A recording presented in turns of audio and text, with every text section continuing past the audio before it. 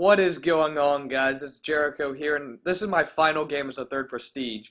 But I thought I'd use a sniper this time because they got the whole patch down, and I thought I'd play search because I never played search in this game. I actually really like search.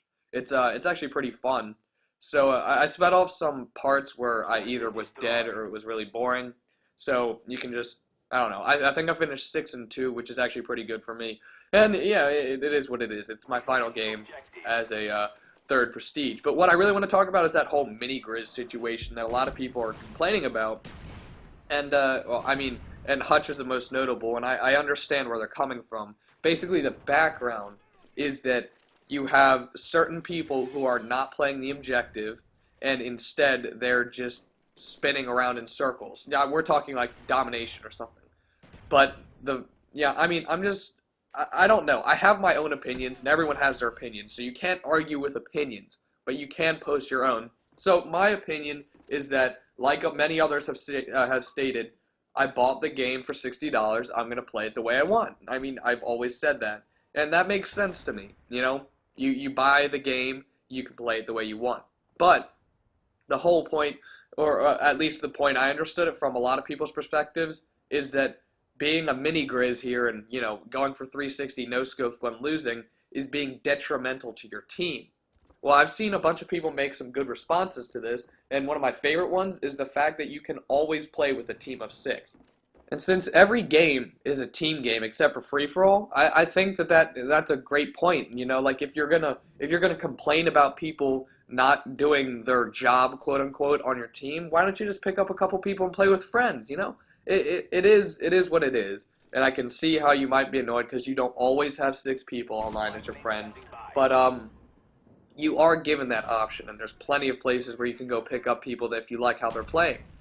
But let's be realistic here and say that the guy doesn't have 6 friends. That's unfortunate, but whatever. So, I mean, you get to this whole argument like they're not playing the game the right way. Well, how are you supposed to play domination? Apparently, the description is capture flags, right? Capture the flags and defend the objectives, right? And it's first to 200 points wins. So if you're not capturing flags, you're not going to win. So if you have a couple people who aren't doing their job, quote-unquote, which is capturing flags, you're probably going to lose. That makes sense. But what about someone like me, or someone who's not exactly experienced in the game? You see there's like 200,000 people playing Team Deathmatch, right? How many people do you think go positive in Team Deathmatch? If you go negative, even slightly negative, if you have a .99 kill-death ratio, you're hurting your team. The only way you can win Team Deathmatch is if you have more people who go more positive than those who go negative.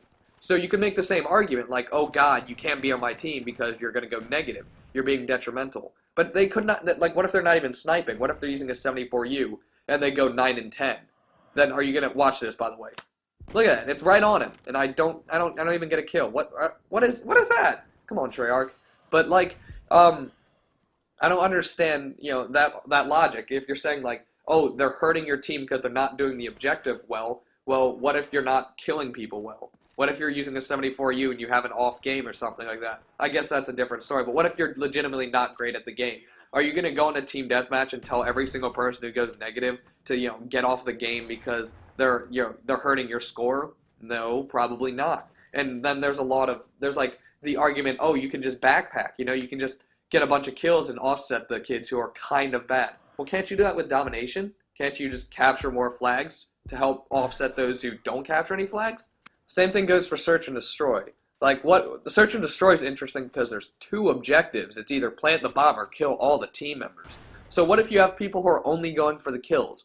Are they playing the objective correctly? Or what if you only have people going for the bomb plants? Are they playing the objective correctly? What if there's no real objective but to, you know, do what you want? Here I'm trying to be a ninja. If you go really slowly, you can't be heard. And I know there's a guy up here. He's just camping his ass off. Look at this bitch. I die, of course, because there's no way to kill him up there without any grenades, so he's just kind of chilling. That's obnoxious. I hate people who do. He doesn't even plant the bomb. You can get mad at that, because they ultimately lose as a team, because he does not take any action whatsoever. I guess you can get mad at that kid. But, what if there was a sniper doing 360s off a ladder? What if he gets a kill?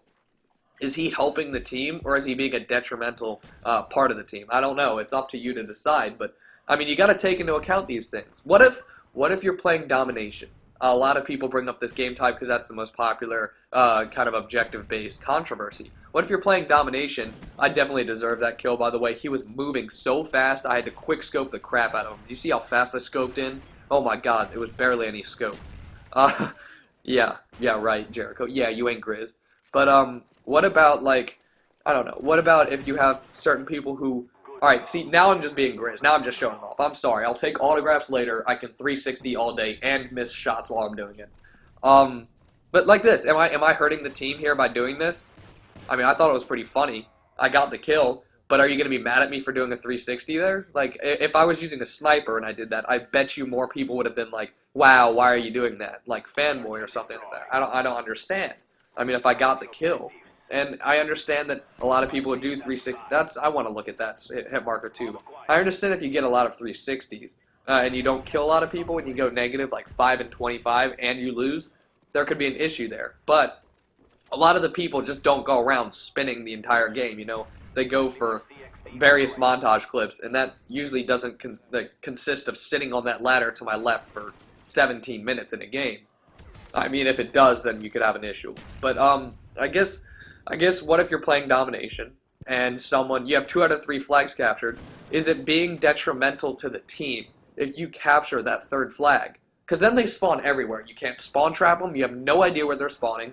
You know, it's just kind of like, it's all opinionated. And you can't go and point your finger at the guy who's spinning in circles and say that, hey man, you're hurting my team because you're not capturing flags. When you don't go around and you point at people who are going 9 and 10 in team deathmatch and go, hey man, you should be kicked off this game because you're hurting my team and you're not playing the objective well enough. But anyways, thanks for watching, guys. That's my opinion. Stay tuned for more. And let me know your opinions down in the comments below because I'm curious. Thanks, guys.